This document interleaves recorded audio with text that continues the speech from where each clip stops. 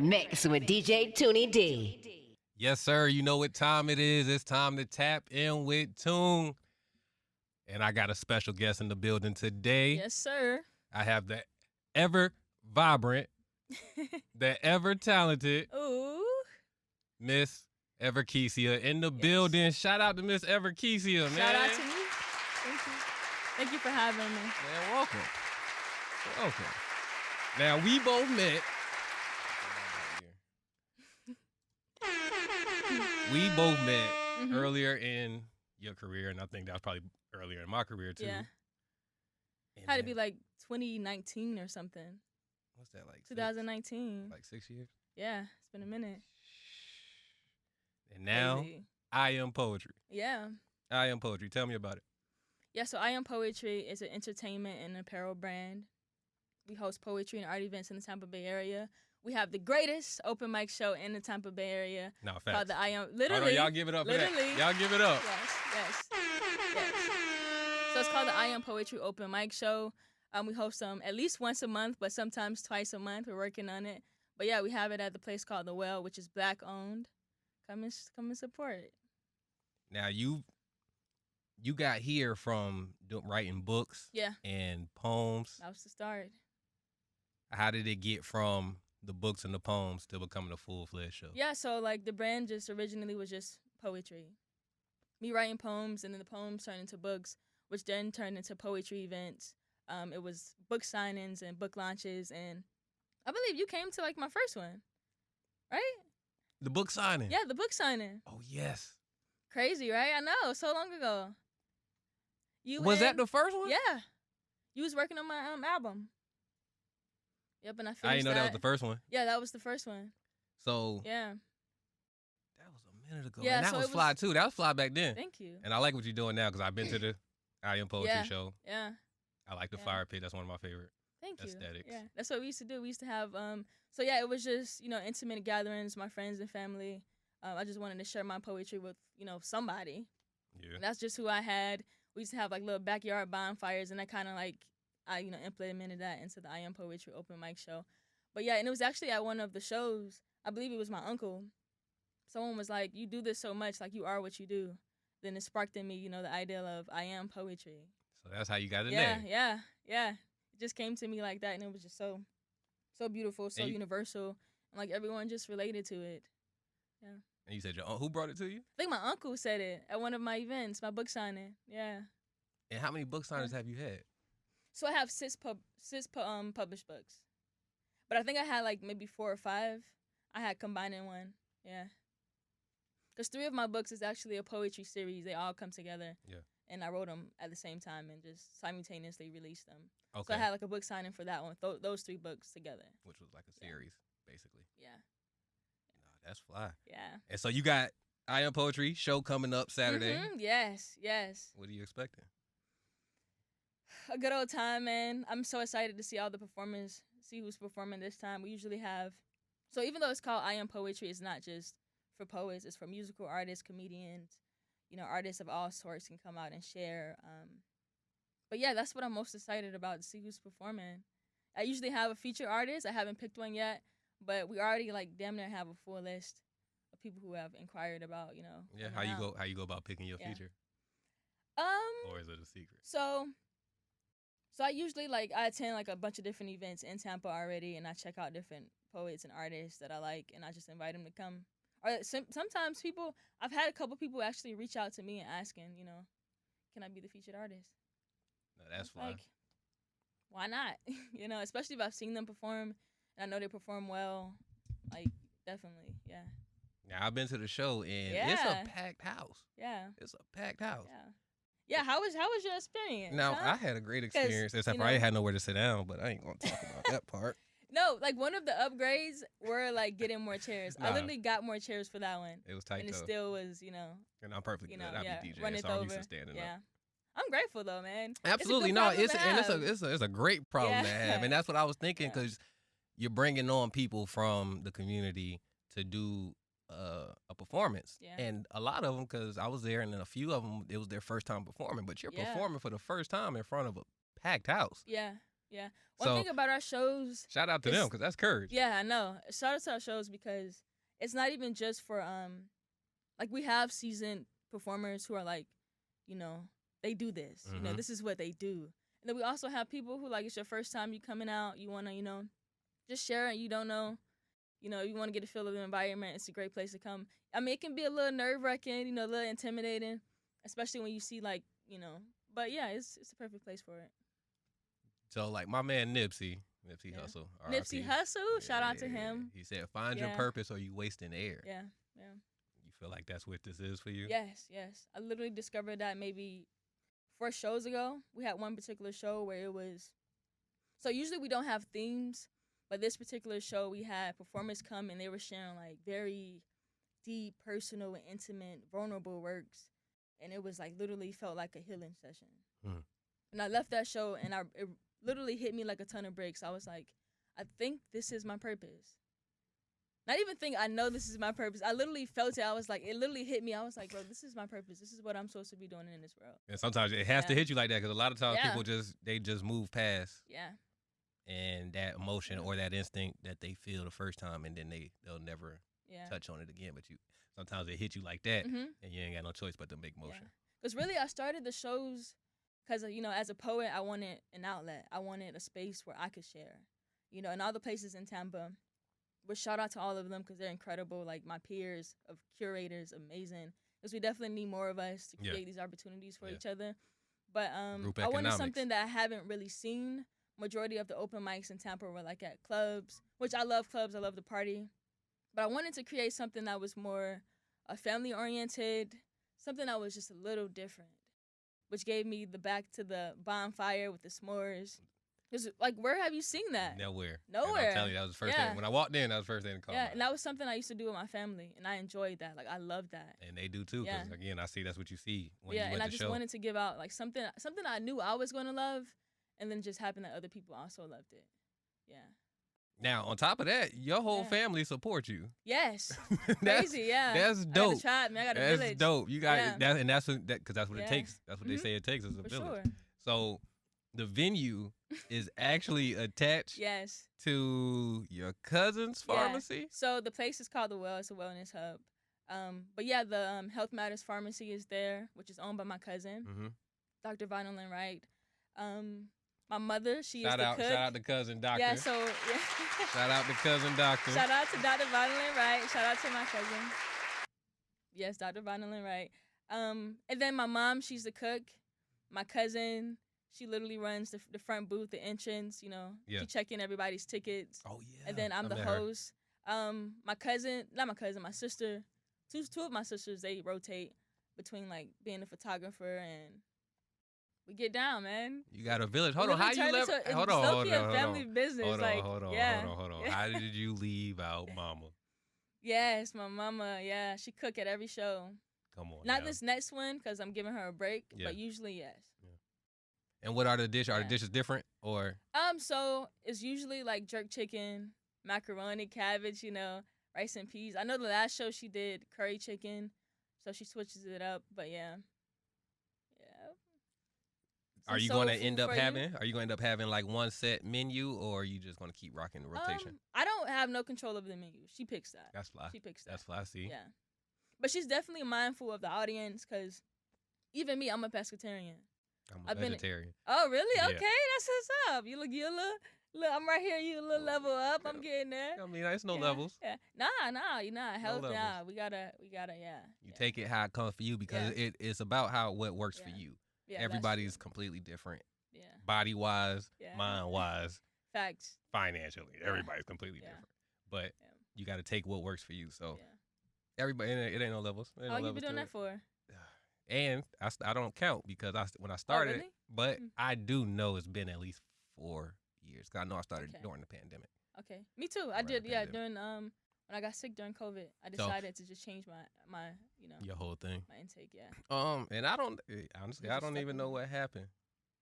I don't even know what happened. It's just because me and my little tribe, we be on that, get your health and all of the hidden knowledge and stuff like that. So it just happened, and then I stopped eating meat, started eating all vegetables. Yeah.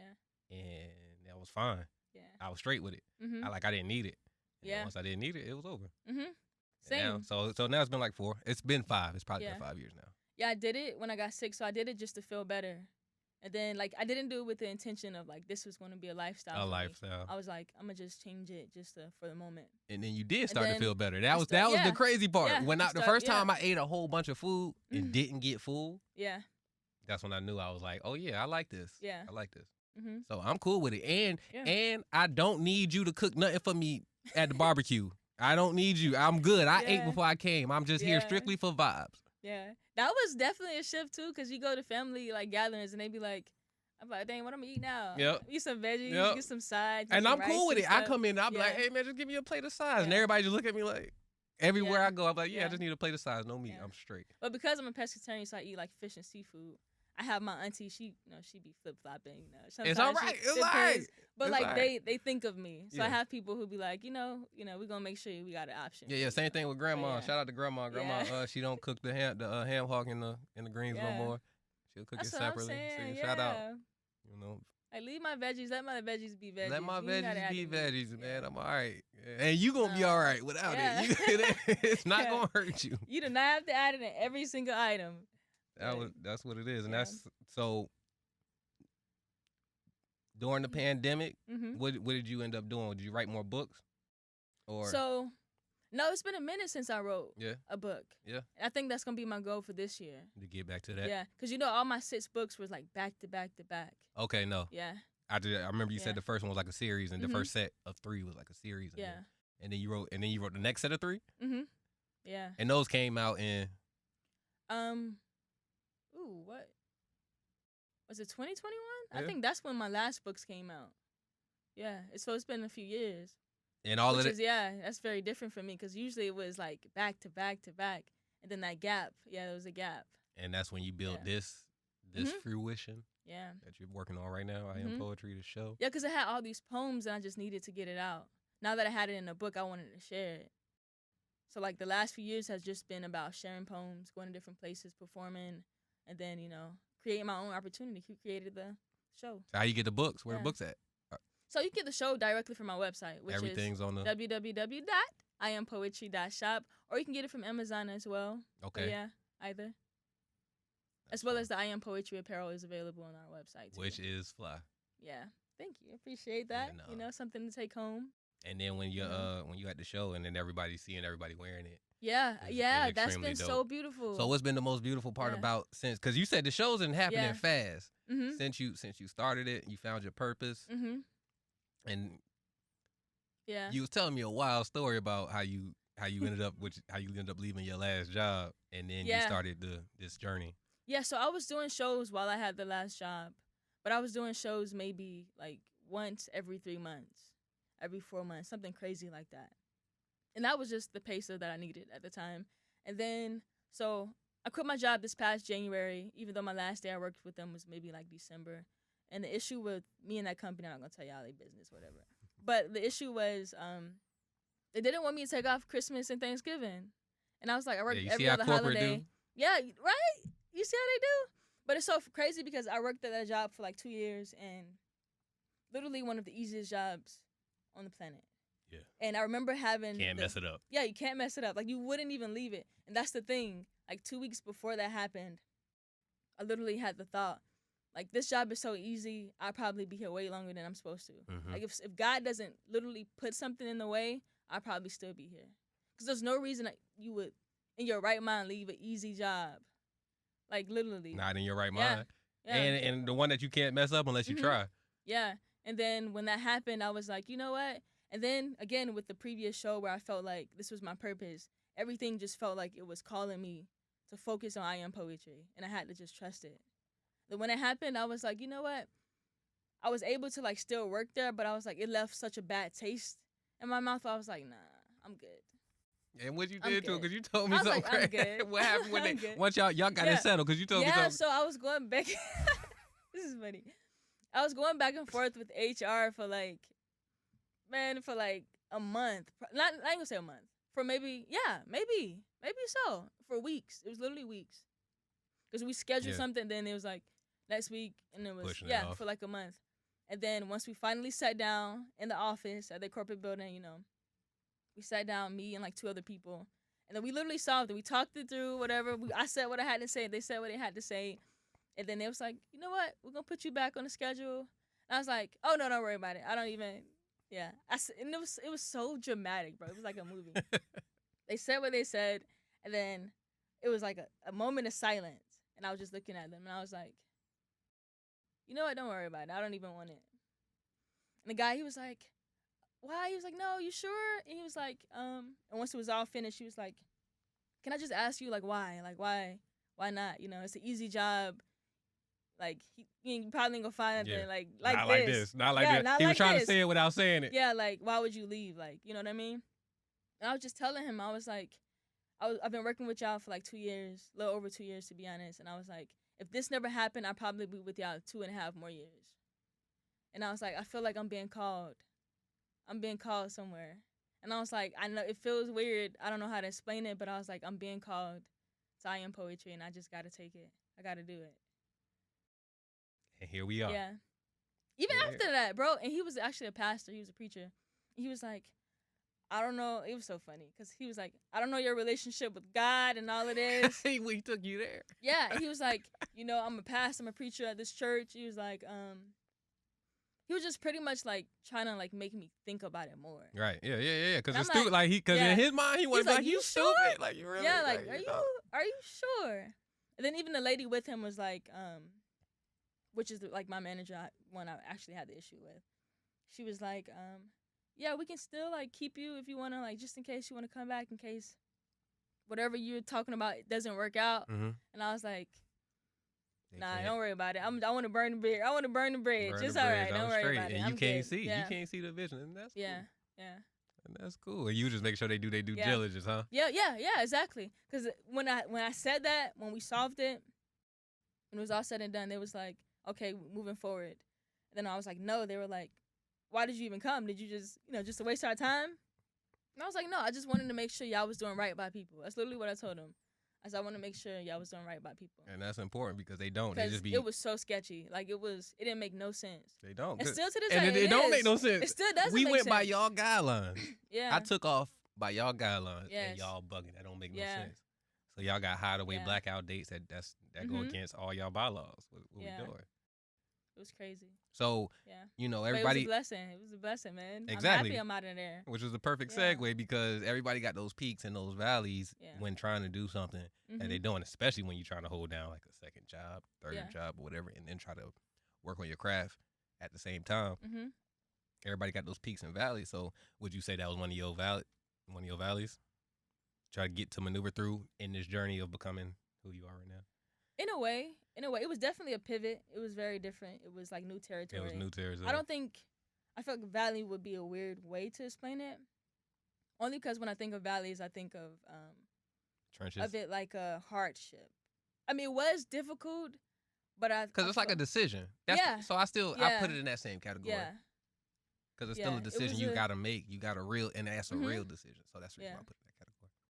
It definitely put me on the edge of something. So when somebody is in that position, on the fence, kind of like that, what advice would you give? I feel like it's no one shoe fits all. Like, because I don't know the situation that they're in. Mm-hmm. Like, I had a little bit of savings, wasn't too crazy, right? But it was like enough for a couple months, just to feel like a little cushion. Which that goes fast when it's not coming in as frequently as it usually is. I would say you gotta, I don't know, man. You gotta follow what's best for you. If something is speaking to you, and you're being pulled in one direction, don't fight it. Yeah. And another way I learned that what you just said is exactly the same thing in different verbiage. Is if it's a hell yeah, do it. Mm-hmm. And if you feel like it's your purpose, if it's the reason that you are on this earth, then there's no like. For me, not to do it would be going against myself. Mm-hmm. Yeah. You'll hate yourself every day. Yeah, I would have to fight with myself about that. You know what I mean? Yep. I would feel discomfort in that. Yeah. Yeah. And that's because it takes a lot of energy. Mm-hmm. It takes a lot of energy. That battle with yourself is the hardest one. Yeah. But it's you versus you the whole time because now you made a decision. and you are moving forward, and now you're talking about the shows are getting bigger and it's moving faster. Now you went from what? You said 1 show a month? Yeah. And now you're doing 2 shows a month. Yeah. And that was that first show, the first official show was how long ago? So it was May 27, 2023. So this coming May will make it 2 years. Yeah. You're on a 2-year run. Yeah. How does that feel? Feels good. It feels good. I love I Am Poetry because it feels like the only thing I've really been consistent with in my life. Poetry. Right. Whether it's poetry books, I Am Poetry apparel to shows. I've been very, very consistent with this brand. Whether I knew it or not, you know? Because, when I had the books, it was never I Am Poetry. It was just poetry. Okay. Yeah. Okay. And then but everything led to the next thing, which led to the next thing, and everything was connected. And now that you look back, you can kind of see how everything, Everybody say it. Everybody says it. Everybody in that gets in those big positions, they'll say they couldn't see it going through it. But then when you look back, you see all the connections. Yeah. You see all the connections. And now the brand is dope. Yeah. So now I just went from poetry. Yeah. It's to who you are. My only advice is if you're gonna do it, you gotta trust it. But you gotta be all the way in. You gotta be all the way in because you need that time. You need that time. Yeah. You gotta be disciplined. Like literally, man, entrepreneurship is not for everybody. It's not for everybody. It's not for everybody at all. It's not for the weak either. Yeah. You definitely gotta be you have to treat it like a regular job. Like a regular job. Yeah, you gotta work it. I mean, you most likely gonna do more hours. You're gonna do way more hours. So that's why it's better that if it is something that you enjoy or that you are passionate about, then you can if you're gonna pour that energy and that time and effort into something else, you can be pouring it into your purpose. Into your what purpose. You're supposed to be doing. Cause you'll get up at 5 a.m. for another company. Yeah, I'm telling you. But it's so hard to get up at 5 a.m. for yourself. I'm telling you. But and that's that entrepreneurship because the discipline of entrepreneurship. I'll be like, all right, let's get it. It's time. It's time to get up. That alarm get up. It's time to get up. Like we about to clock in. Yeah. Because that's how we keep track of what we do. Yeah. So you really gotta trust it. Like one thing I've learned in these past couple of months of just being full time is like if God gave you that idea and gave you the idea for the business, for the concept, whatever it is, just He gonna help you create. He gonna bring the resources you need to fulfill it. You just gotta trust it and keep pushing. Like literally, like just keep pushing, keep holding on.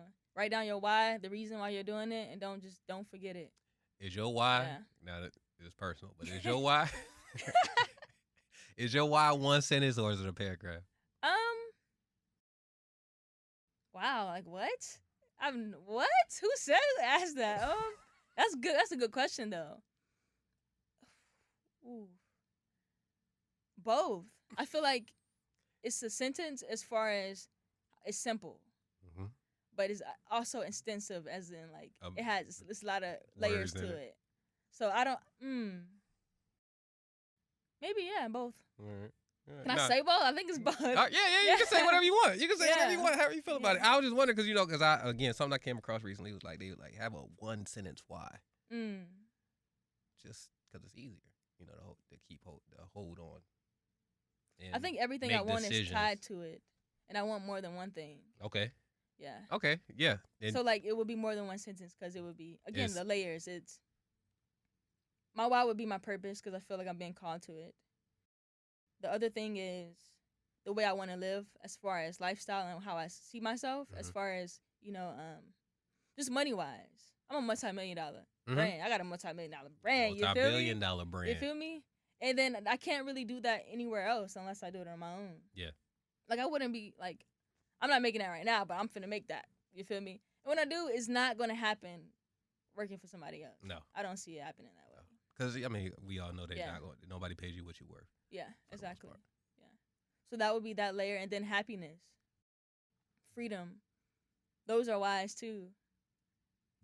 Yeah. Freedom is definitely a number one for me. Because, again, you ever worked at a job, right? And then that job got windows. Yeah. And then you just want to run out the job because it's a beautiful day outside. But if you run through those doors. Yeah. I've had a job where I was inside majority of the time. And then I went outside for like a break or whatever and like closed my eyes in the sun. I was like, man, it feels so good. I wish I could be outside. Like I wish I was outside. And you got to go back inside. And it's just a whole different environment, different feel, different energy. Yeah. Yeah. And I'm an outside girl. Like, I love being outside. I'm a fan of that too, man. Like, the sun, like, outdoors heals me, makes me feel good. Like, I like activities. I'm an activities person. Mm-hmm. Riding bikes and stuff like that. If bro, listen, if I don't get enough sun, I literally would go depressed. I'd be depressed. I mean, that's a real thing. Yeah. I mean, it's a thing for majority of the people, but like, just like, I just know myself, man. I don't know. Yeah, no, I'm with you. I'm with you. That, yeah. So we got I Am Poetry Saturday coming up, which is March 15th. March 15th. Doors open at 7 p.m. Show starts at 8. The first hour is usually dedicated to, like, folks getting in. We have vendors, hella vendors, local entrepreneurs. You want to support them, artists, visual artists. They have their paintings for sale, prints for sales. I know a few that sells jewelry, clothing. We have the I Am Poetry apparel available. So that first hour, you can literally shop, make s'mores, get yourself some food, sign a list if you're performing, check in with the DJ, all that good stuff. Okay. Network. And the show begins, and it's up from there, man. It's up from there. And it can go any way. I'm letting you know right now. Yeah. We got all kind of poets, and they are dope. Yeah. And that was one thing I did notice about the show, that everybody was dope. Even the first timers. They surprise you, man. Yeah. Yeah. That's fly. And where can they get the tickets? So you can get the tickets directly on our website, which is iampoetry.shop, or then you can also get it from Eventbrite. Y'all heard her. Yeah. Y'all heard her. Multi-billion-dollar brand. Yes. Everkesia. Got layers, man. I Am Poetry. Apparel, a little bit of everything. March 15th. That's this Saturday coming up. Yep. Shout out to you. I am proud of you. Thank you. I see your growth. Thank you. The elevation. Yeah. It's lovely to see. Yeah, definitely seeing you has been a full circle moment for sure. Yeah. You was at the start, like when I was a baby getting into it. Yeah. The baby dreads. Still finding my voice, still finding the, just, yeah. Your person. Yeah. Yeah. That was dope, man. Yeah. It's been good. And now, like you said, that was full circle. That's crazy. Yeah. So look, do you feel like it's opening up for entrepreneurs now? Like yourself? Yeah, listen. And because it's not really many shows right now. Like, yeah. I'm noticing, remember how the Crowbar used to have like a show every? So I feel like I'm really noticing like that died down a lot. So you noticing like a big opportunity. What's the biggest thing you think you learned? As far as being an entrepreneur? Yeah. Creating. So I went to school for marketing. I actually have a bachelor's degree in marketing. And I knew that off the rip because I come from a family of entrepreneurs. Yeah. Like my mom owns a salon, my aunt owns a restaurant. Shout out to Ladies of the Sea. Shout out. Yeah, exactly. My uncle, a detailing, car wash. Like literally my whole family is of entrepreneurs. And one thing I knew I wanted to be an entrepreneur of some sort. And I knew that one of the biggest things you need to have a business, to grow a business, is marketing. Like, that's one of the most important aspects. Because you can have an incredible product, service, but if you don't have... The reach. Yeah, the reach. If you can't reach the people, then it's like, That's what we doing. Yeah. What we doing. Yeah, like, it messes up the whole game, man. That's what I learned. To focus on marketing, to focus on creating the community and the foundation first. Then everything comes with it. That's tight. Yeah, that's been my motto. Just community. Because it takes a village. Yeah, focus on the purpose, the mission, and focus on the community, and they'll come. So I know you busy, and I know you gotta get up out of here. But look, I want to do this last segment. Okay. It's called Tune In. It's the Tune In segment, and I want to know what you've been listening to. Oh Lord. So you got Apple Music or Spotify? Whatever. I got Apple Music. Can you pull it up on your phone? I got you. So this segment, I want to know what's the top 3 songs you listen to the most. All right, for 2024. This year, last year. Let's. It's be 3 months in. Let's go this year. Let's do this year. I'm gonna know what's the top 3 songs. You sure you want to do? I feel like last year, You want more vibes? Okay, let's do last year, 2024. Okay, I'm gonna do. What's the top 3 songs you listen to the most? Y'all don't judge me, all right? Listen. All right, so the first song is "Find Me Here," which is by Sharon Gardner. And that's more like a manifestation type of music. Yeah. Get you in the right mindset. And then the next top 3, right? Yeah. The next 2 is Kehlani, you know, of course. I'm a big Kehlani. Are they fan. different songs? Or they different? No, songs? different songs. Okay. So the second one is "Form of You," which is such a beautiful song. I love that song. And then the third one is "Close Off." Okay. Something a little sexual, but yeah, you know. We poets. We poets out you here. know, it's a variety. And we it's grown. a nice variety. We are poets and we grown. She got some beautiful music. Yeah. For sure. Yeah. Okay. No, I'm gonna check out more Kehlani because I haven't. Yeah. I like the songs that I hear on the radio and stuff. Yeah. And the songs that I see like on when they do the shorts on YouTube and stuff like that. And so the clips and stuff. Yeah. So I mean, I like what I hear, but I actually haven't went to go listen to it. Yeah, she's an incredible artist. But that's the reason I like to do this little segment because it expand on my musical ventures. Yeah. You feel me? Yeah. So this is dope. I'm proud to see you. Thank you. I'm glad to see you. Thank you for having me, man. Proud of what you're doing. Thank you. Proud of what you're doing. Yeah, shout out to us, man. I ain't even gonna hold you, man. Shout out to us. It's Everkesia in the building. She done came to tap in with TuneY. And now it's a wrap. We about to get up out of here. I'm gonna holler at y'all next time. I'm rocking with DJ TuneY D.